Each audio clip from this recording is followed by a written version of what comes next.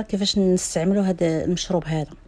كناخذوا معلقه كبيره من هذا عسل الخل وكنزيدوا عليها معلقه كبيره ديال الماء وكنخلطوهم بجوج وكنشربوهم ساعه قبل النوم، وان شاء الله خلال ايام غادي تلاحظ الفرق بان الشخير بدا كينقص بواحد الشكل عجيب، وبان ديك الاحتقان على مستوى الانف والرئه حتى هو نقص. ونتمنى تجربوا هذا المنتوج هذا وتثقوا فيه، وإلا بغيتيوه مرحبا.